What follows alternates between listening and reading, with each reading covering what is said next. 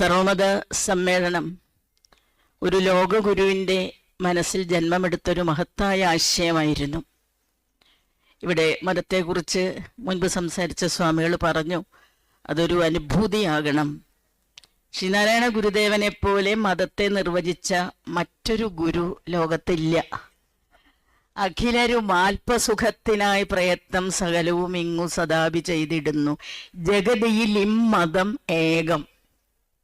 ഇത്രയും വ്യക്തമായിട്ട് വേറെ ആര് പറഞ്ഞിട്ടുണ്ട് മതത്തെക്കുറിച്ച്? നമ്മളെല്ലാവരും കർമ്മം ചെയ്യുന്നതും പറയുന്നതും എല്ലാം ആൽപസുഖത്തിന് വേണ്ടി അല്ലേ? നമുക്ക് സുഖം കിട്ടുന്ന കാര്യങ്ങൾക്കേ നമുക്ക് താല്പര്യമുള്ളൂ. അഖിലരെന്ന് ഉദ്ദേശിക്കുന്നത് ഒരു സമുദായം, ഒരു ജാതി, ഒരു മതമില്ല. ഈ പ്രപഞ്ചത്തിലുള്ള സകല ചരാചരങ്ങളും, ചരാചരങ്ങൾ എന്ന് വെച്ചോളൂ, സകല ചരാചരങ്ങളും ഇവിടെ കർമ്മം ചെയ്യുന്നത് അവനവൻ്റെ ആൽപസുഖത്തിന് വേണ്ടിയാണ്. മതത്തിൻ്റെ അടിസ്ഥാനം ഈ അല്പസുഖമാണ്. ഈ അല്പസുഖത്തിന് ഇസ്ലാമിനൊരു സുഖം, ക്രിസ്ത്യാനിക്കൊരു സുഖം, ഹിന്ദുവിനൊരു സുഖം, സിഖ് മതവിശ്വാസിക്കൊരു സുഖം, അങ്ങനെയില്ല. ഈഴവനൊരു സുഖം, ബ്രാഹ്മണനൊരു സുഖം, അങ്ങനെയില്ല. ഉറുമ്പിനൊരു സുഖം അല്ലെങ്കിൽ എറുമ്പിനൊരു സുഖം, ആനയ്ക്കൊരു സുഖം എന്നില്ല. ഒരു പുൽക്കൊടിക്കൊരു സുഖം, ആകാശം മറയ്ക്കുന്ന ഒരു അരയാലിന് മറ്റൊരു സുഖം എന്നില്ല. ഈ പ്രപഞ്ചത്തിലുള്ള, പ്രപഞ്ചം എന്നുദ്ദേശിക്കുന്ന നമ്മുടെ കൊച്ചു ഭൂമി മാത്രമല്ല, അണ്ഡകടാഹങ്ങളാണ്. ശാസ്ത്രത്തിന് പോലും ഇപ്പോഴും അളക്കാൻ കഴിയാത്ത അണ്ഡകടാഹം.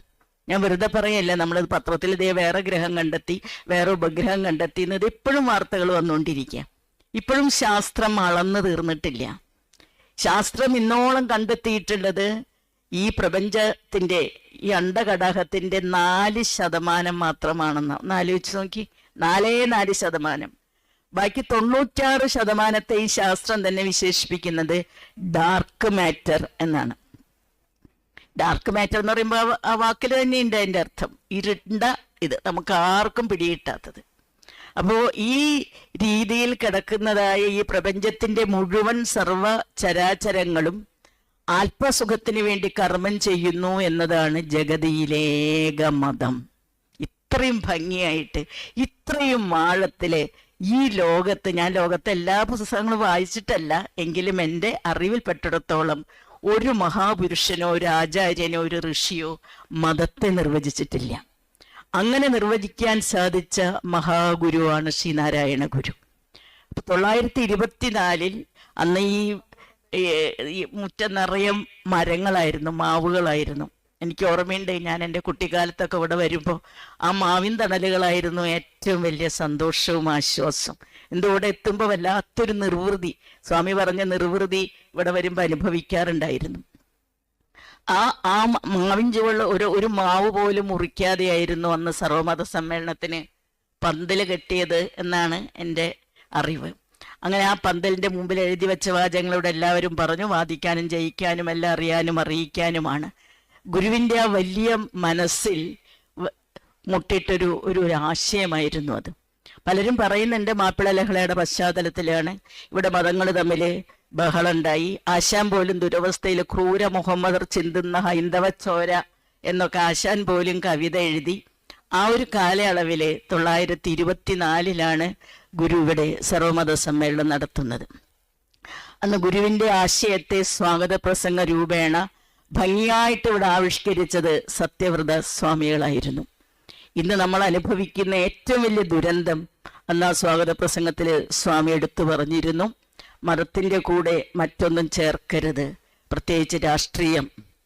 ഇന്ന് രാഷ്ട്രീയം ചേരാത്ത ഒരു സ്ഥലവും ഇല്ല. പാലിൽ വിഷം ചേരുന്ന പോലെയാണ് സകലതിലും രാഷ്ട്രീയം കലരുന്നത്.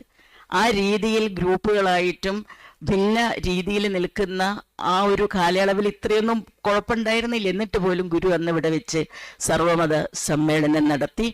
സിലോണിൽ നിന്ന് പോലും ഓരോ മതത്തെക്കുറിച്ച് പറയാനായിട്ട് ആളുകളോട് വന്നിരുന്നു. നമ്മളതിനെക്കുറിച്ചൊക്കെ വായിച്ചിട്ടുണ്ട്, ഞാൻ അതിലേക്ക് പോകുന്നില്ല. സർവമത സമ്മേളനത്തിന് 100 വയസ്സ് ആകാൻ പോവുകയാണ്. അപ്പം അതുകൊണ്ട് അതിൻ്റെ ശതാബ്ദി ആഘോഷം നടക്കുക. അപ്പം നമ്മൾ ചിന്തിക്കേണ്ട ഏറ്റവും വലിയൊരു കാര്യം, വർഷത്തിലൊരിക്കലൊരു മാർച്ച് മാസത്തിൽ സർവമത സമ്മേളനം നടത്തിയിട്ട് നമുക്ക് സർവമതങ്ങളെയും സ്നേഹിക്കാൻ പറ്റുമോ? ഇനിയിപ്പോൾ നാളെ ഇവിടെ എല്ലാ മതങ്ങളുടെയും പ്രതിനിധികൾ വന്നിരുന്ന് സംസാരിക്കും. ഇപ്പൊ നമ്മുടെ ഫൈസി എന്ന് പറയുന്ന അദ്ദേഹം വളരെ ഭംഗിയായിട്ട് ഭാരതീയ സംസ്കാരത്തെക്കുറിച്ചൊരു മുസ്ലിം ഇവിടെ സംസാരിച്ചു. ആ രീതിയിൽ ശരിക്കുമുള്ള ഒരു സമ്പർക്കം, ഒരു ഇൻട്രാക്ഷൻ നമുക്കിവിടെ ഒരു ദിവസത്തെ സമ്മേളനം കൊണ്ടോ അല്ലെങ്കിൽ 3 ദിവസത്തെ സമ്മേളനം കൊണ്ടോ നമ്മുടെ മനസ്സിനെ സംസ്കരിച്ചെടുക്കാൻ പറ്റൂ. ഞാൻ എൻ്റെ ഒരു എളിയ അഭിപ്രായം പറയുകയാണ്. ഞാൻ സ്വാമിജിയോട് അത് പങ്കുവച്ചിരുന്നു. ഈ സർവമത സമ്മേളനത്തോടനുബന്ധിച്ച് അന്ന് സർവമത സമ്മേളനം 100 വർഷം മുമ്പ്, അല്ല 99 വർഷം മുമ്പ് ശ്രീനാരായണ ഗുരുദേവൻ സർവമതങ്ങളെക്കുറിച്ചും അവരവരുടെ ആചാര്യന്മാരിവിടെ വന്ന് പറഞ്ഞത് കേട്ടുകൊണ്ടിരുന്ന അവസാനം പറഞ്ഞത് എല്ലാ മതങ്ങളെക്കുറിച്ചും പഠിപ്പിക്കുന്ന ഒരു സർവമത പാഠശാല ശിവഗിരിയിൽ തുടങ്ങണം എന്നാണ്. അതിന് 5 ലക്ഷം രൂപ, അന്നത്തെ 5 ലക്ഷം രൂപ ചെലവ് വരും എന്നും പറഞ്ഞുകൊണ്ടാണ് ഗുരു അന്നത്തെ സർവമത സമ്മേളനത്തിന് സമാപനം കുറിച്ചത്. അത് ശിവഗിരിയിൽ തുടങ്ങി ഒരുപാട് വർഷങ്ങൾക്ക് ശേഷമാണ് തുടങ്ങിയതെങ്കിലും അവിടെ അത് ബ്രഹ്മവിദ്യാലയമായിട്ട് മാറി. സന്യാസിമാരെ പരിശീലിപ്പിച്ചെടുക്കുന്ന ഒരു സ്ഥലമായിട്ട് മാറി. ഞാൻ ഒരു എളിയ അഭിപ്രായം പറയട്ടെ. നമുക്ക് ഈ 100-ാം വർഷത്തോടനുബന്ധിച്ച് അദ്വൈത ആശ്രമമാണിത്. ഇവിടെ ഒരു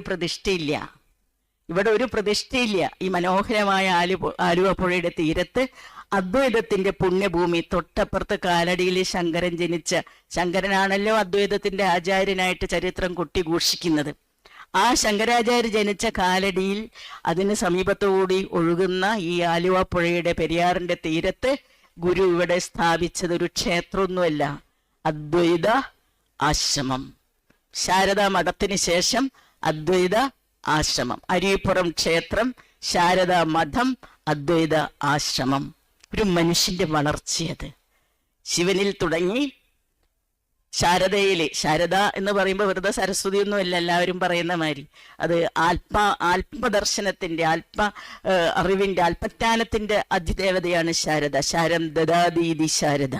ആ ശാരദയെ സ്ഥാപിച്ച് ആ ഒരു അവസ്ഥയിലേക്ക് എത്തിയ മനുഷ്യൻ പിന്നെ എവിടെ എത്തും?